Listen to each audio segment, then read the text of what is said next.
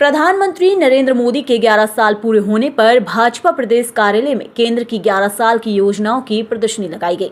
इस प्रदर्शनी का उद्घाटन मुख्यमंत्री डॉक्टर मोहन यादव, प्रदेश अध्यक्ष बीडी शर्मा ने किया। इस अवसर पर बीडी शर्मा ने प्रधानमंत्री के 11 वर्षों को याद करते हुए कहा कि 11 वर्षों में भारत की तस्वीर बदली है। चाहे 370 हो, 3 तलाक हो, नोटबंदी हो, जीएसटी हो, कई ऐसे महत्वपूर्ण फैसले लिए गए जो ऐतिहासिक है। प्रधानमंत्री नरेंद्र मोदी ने विकसित भारत बनाने का संकल्प लिया है। आज भारत विश्व की चौथी बड़ी अर्थव्यवस्था है। वहीं मुख्यमंत्री डॉक्टर मोहन यादव ने प्रधानमंत्री को वैश्विक नेता बताते हुए कहा कि प्रधानमंत्री के जो भी निर्णय होते हैं उसे हर समुदाय के लोग पसंद करते हैं। राम मंदिर, 370, जीएसटी सहित भारत पाकिस्तान के वॉर में पाकिस्तान द्वारा आशीष फायर के लिए गिड़गिड़ाना, जिससे पूरे विश्व को भारत शक्ति का अंदाजा हो गया है। प्रधानमंत्री ने 11 वर्षों में ऐसे काम किए हैं जो कांग्रेस ने आजादी के बाद कभी नहीं कर पाई।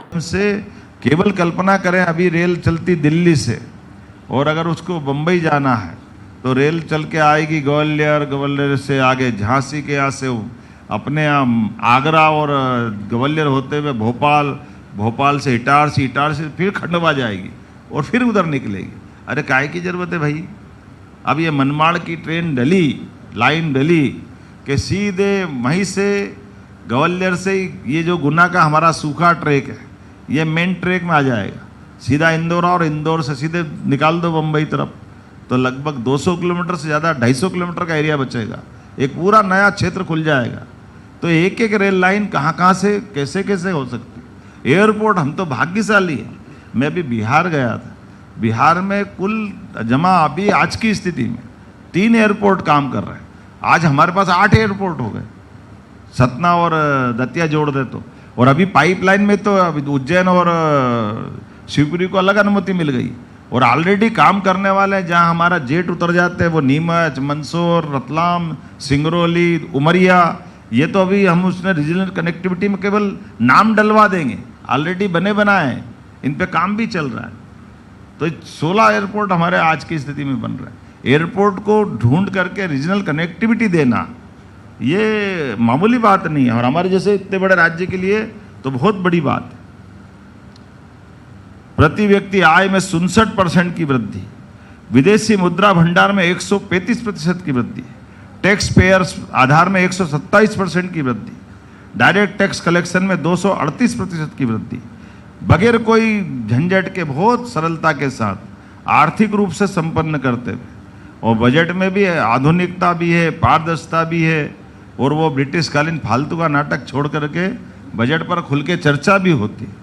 ये जो क्या मालूम क्या नाटक चलता था पहले, भगवान जाने। ये सारी चीज़ों में लखपति दीदी कार्यक्रम, स्वयं सहायता समूह को मदद करना, चंद्रयान। अब ये वैज्ञानिक अगर कोई कारण से असफल भी होता, जब रिसर्च करते हैं तो असफल को भी गले लगाना वहाँ जा कर के प्रधानमंत्री स्तर पर, तो फिर तो कहाँ से कहाँ पहुँच जाएंगे।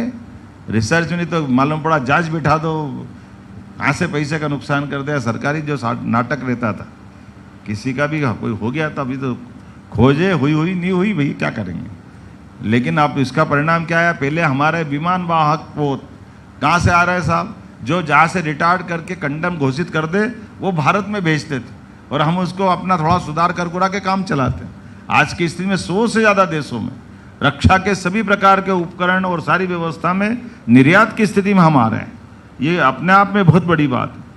आप कभी अंदाज लगा लो, हमारे देश का सोना स्टेट बैंक ऑफ इंग्लैंड के अंदर आज़ादी के समय से इस सुरक्षा के आधार पे कि हमारे देश को, और मालूम पड़ा कि वो ऐसी अर्थव्यवस्था बनी थी कि आते आते सारा विदेशी मुद्रा भंडार खत्म हो गया।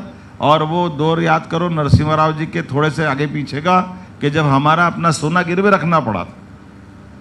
ऐसे में जब हम अपने आप में सबल, सक्षम और समर्थ बन रहे हैं, तो जो 766 टन सोना था, माननीय मोदी जी के नेतृत्व में न केवल 100 टन बढ़ाया, बल्कि धीरे से पता ही नहीं चल रहा, और अब केवल 300 टन वहाँ पड़ा, बाकी सब अपने देश में ले आए। जब देश सक्षम हो रहा तो क्या अपना सोना अपन नहीं रख सकते? इसमें क्या बड़ी बात? लेकिन चूंकि वो उनके पास रहता तो कभी कोई कारण से अपने संबंध ऊंचनी से बीसे हो गए तो वो अपने हमको ब्लैकमेल करेगा। तो एक एक चीज़, अपनी चीज़ अपने पास होना कितनी बारीकी से देखो। हम याद करो चाइना का, आपने सबने देखा वो दौर कि चाइना के साथ कोई बात पे हुई तनातन है तो कोई बैठे हमने अंगद का पाँव सुना था, वो पता नहीं भगवान राम के काल की बात थी, लेकिन हमारी सेना का अंगद का पाँव जब तक वो, और किसके लिए? पड़ोसी देश भूटान के लिए, हमारे स्वयं के लिए नहीं।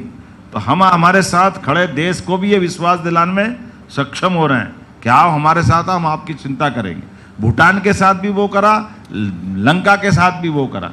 श्रीलंका की वित्तीय व्यवस्था सब खत्म हो गई थी, कहाँ की स्थिति में पहुंच गया था। आज श्रीलंका को उसके कर्जाल से निकालते हुए अपने साथ खड़ा करने का काम कर रहे हैं। अभी हमने देखा पाकिस्तान के साथ तनातनी में, अफगानिस्तान हमारे साथ दिख रहा है। ये जो कई सारे निर्णय, अब मैं कितनी सारी बातें बोलूं, ऐसा लग रहा प्रेस कॉन्फ्रेंस में तो भाषण हो जाएगा। तो मैं उम्मीद कर रहा हूं कि कुल मिलाकर के यशस्वी प्रधानमंत्री ने जितने प्रकार से काम किया है, मैं अपने मध्य प्रदेश के संदर्भ में भी देखता हूं, तो मध्य प्रदेश के संदर्भ में भी माननीय प्रधानमंत्री जी ने नदी जोड़ो अभियान, हम कभी केन बेतवा नदी जोड़ो अभियान की केवल माननीय स्वर्गीय अटल बिहारी वाजपेयी जी के समय एक सपने की बात थी, और साध्वी उमा भारती जी ने कितनी बार इस बात को लेकर लड़ाई लड़ी, लेकिन वो हो ही नहीं पाया था। अब न केवल हुआ बल्कि हमारे सामने भूमि पूजन भी हो गया, और उससे बढ़कर 1 लाख करोड़, ये बात सही, केन बेतवा अगर हमारे बस की बात हो, इतना पैसा कहाँ से लाए, लेकिन हमको केवल 5% मिलाना और 5% यूपी को मिलाना। तो एक हमारा उधर हो गया, दूसरा पीकेसी योजना राजस्थान के साथ हो गया, तीसरा आपको मालूम देवेंद्र फडणवीस जी भी आके गए। तो ये जो